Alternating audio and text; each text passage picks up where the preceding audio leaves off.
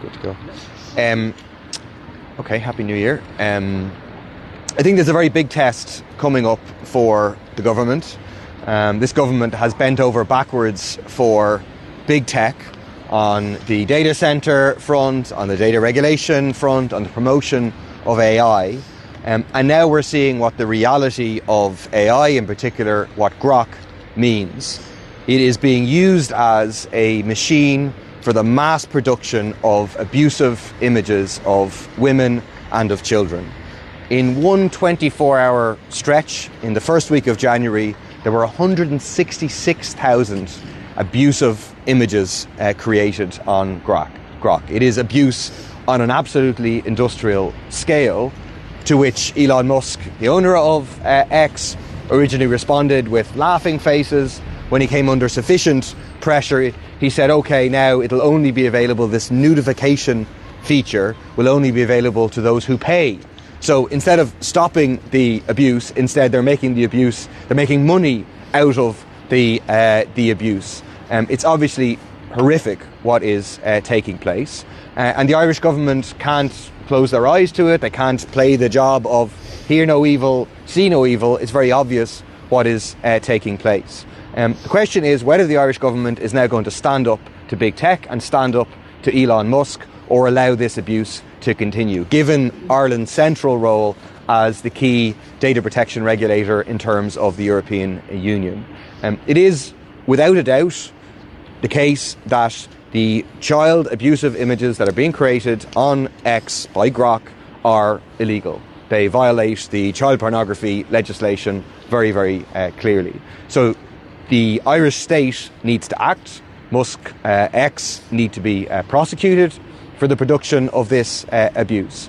Where there may be a certain grey area is in relation to the production of abusive images of women which are not fully nude images. It's arguable that that is illegal as it currently stands, but a case may be made that there's a certain grey area there. That's a grey area that can be closed down overnight with a very simple amendment to legislation, which we're going to be bringing forward later this week.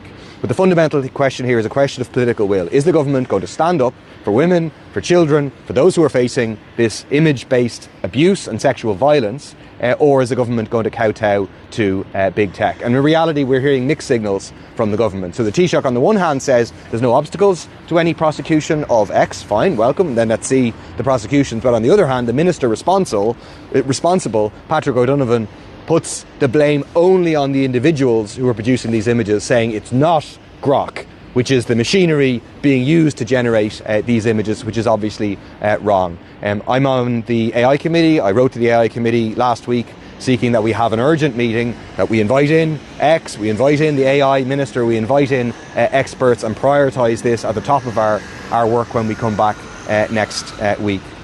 Secondly, on a related issue, in terms of these data centres where this imagery is and abuse is created, the government is gone back to its previous position of saying we want as many data centres as is possible. We'll do anything for these big tech companies, even though they create very, very few jobs, even though they are driving up electricity for ordinary people, even though they are standing in the way, and senior civil servants have said this, standing in the way of the delivery of the housing that we need. We're going to prioritise these data centres. We're going to reopen the flood of data centres in Dublin and throughout the rest of the country. It's already the case that the data centres use more electricity, not just in all the urban households combined, not just in all the rural households combined, but they're nearly at the stage of using more electricity than all the households, both urban and rural, throughout the state. We're on a trajectory of 30% plus, and it is absolute madness. It obviously ties in very well with the abandonment by Darragh O'Brien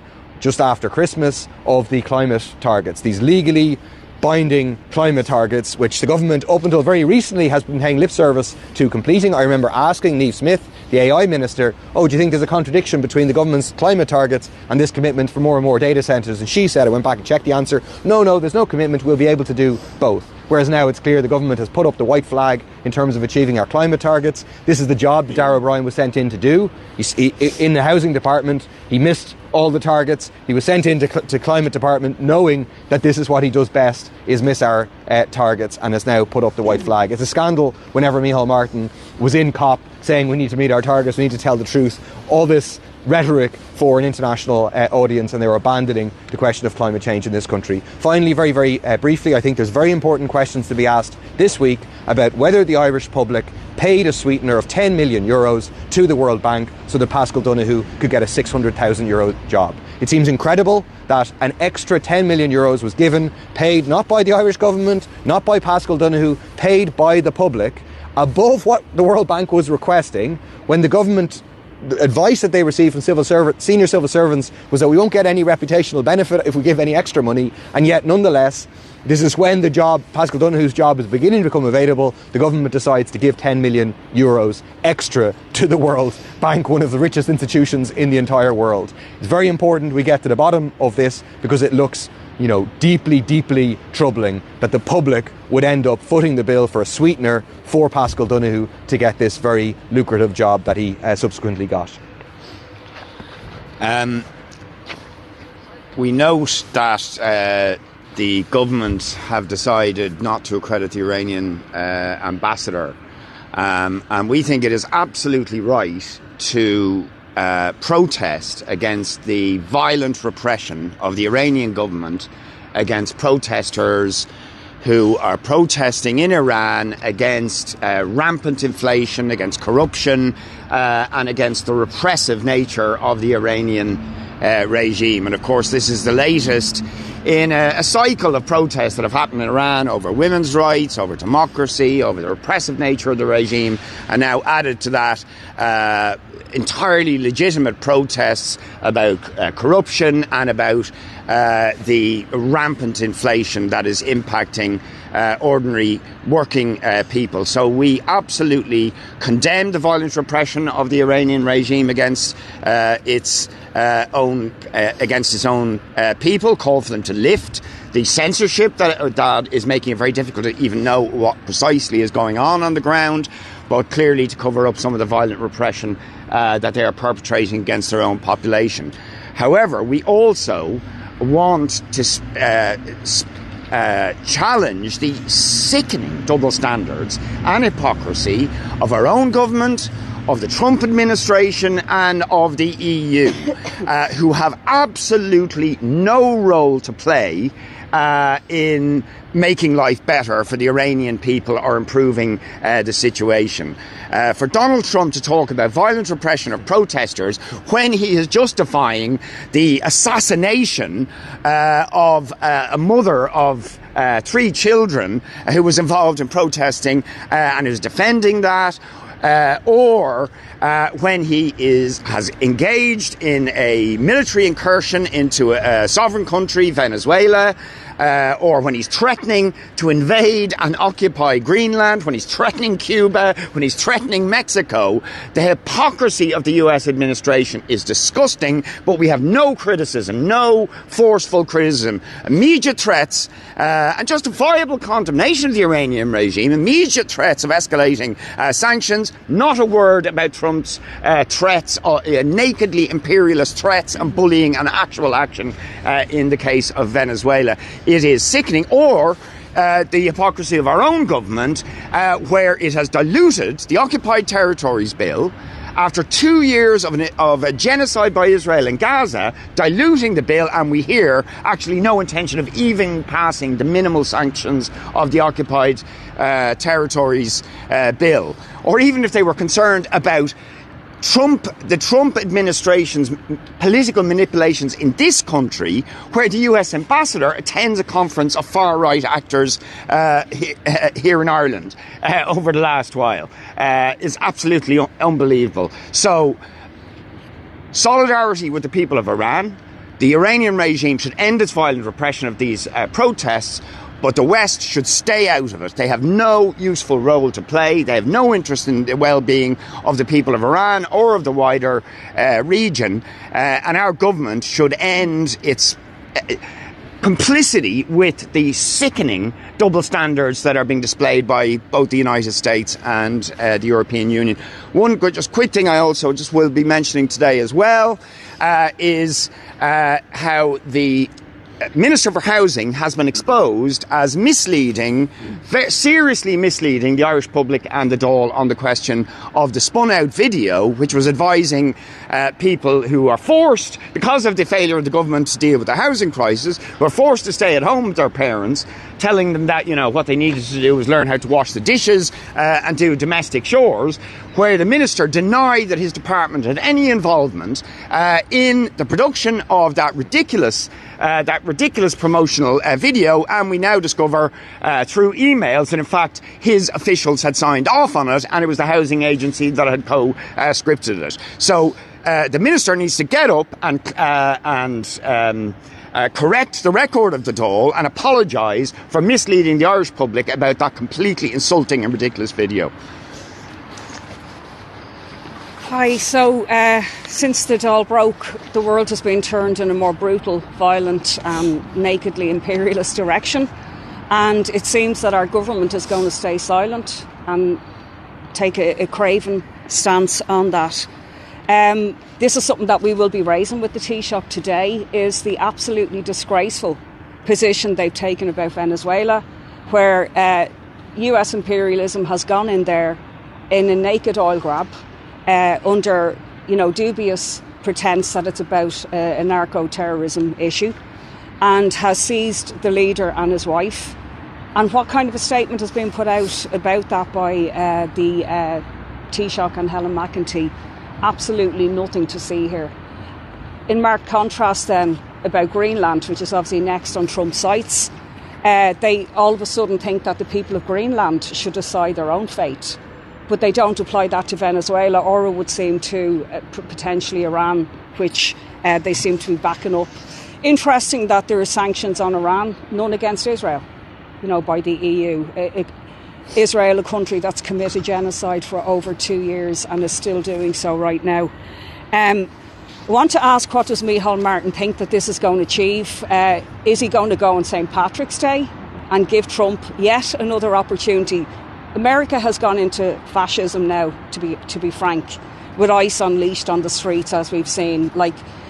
We should be standing with the tens of thousands of people who are protesting against Trump, not giving them a photo opportunity. So that's something that we'll definitely be building up, a campaign of not going to Washington on St. Patrick's Day. It's apparently going to be the day that Maduro will be on trial, ironically. So we should take a stance against ICE, but we should also take a stance against the foreign policy. Trump is just now free to do whatever he wants, because the EU and the West are not going to take any stance. Licking up to Donald Trump hasn't worked very well for Morado in Venezuela. She's offering him the Peace Prize. He still won't put her in charge. So I would ask what this rotten pragmatism policy is going to achieve for Micheál Martin and for the Irish government. It's not going to work. It really isn't. We have modern day slave catchers now unleashed on the streets of America, and we should be not going along with the disgusting stance of this government. Second issue is obviously the issue of Grok and tech and the sexual abuse of children and women. Women aren't safe on social media. They never have been, but now this is now another line that's been crossed. And of course, children as well.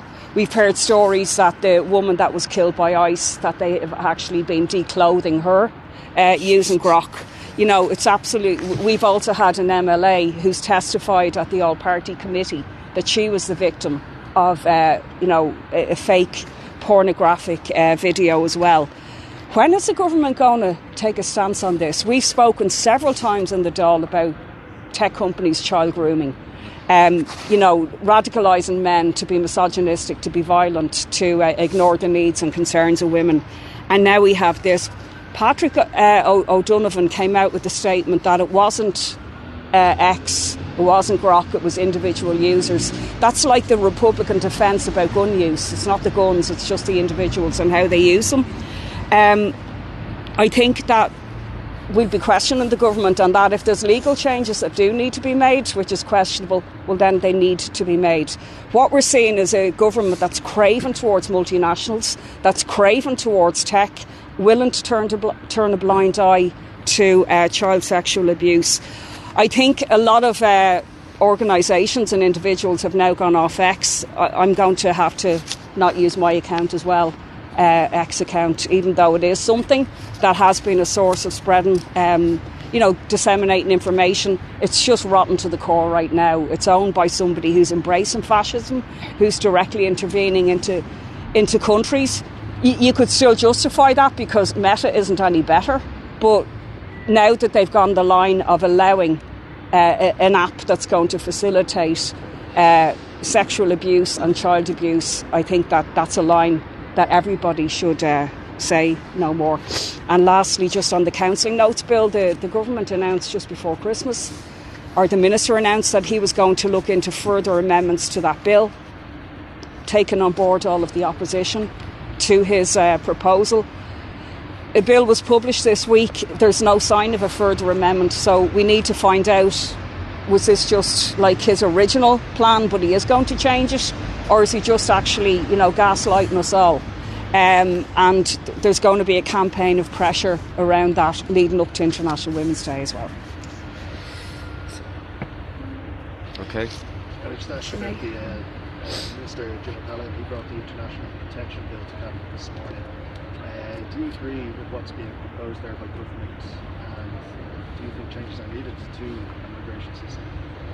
I'm trying to take one aspect of that, which is one of the things they're proposing to do is to make it a longer period of reunification for refugees. I think this is just, and in general their approach on this bill is another example of their performative cruelty, which is about kicking those at the bottom with a view to distracting from the failures of Fianna Fáil, Fine Gael, and the profiteering of those they represent, the developers, the landlords who are responsible for the housing crisis. Because if you take this particular example, right, this is not asylum seekers. These are people who have been through the asylum process and have been awarded refugee status. In other words, they're not safe. It's not safe for them to go home to somewhere like Afghanistan. And yet the government is now saying that we'll go through a process, we will find that someone is not safe to go home, but then we'll say it's perfectly fine for their children, for their family, to be in this place that we've decided is not safe for the person who has achieved and won refugee status. It's quite disgusting.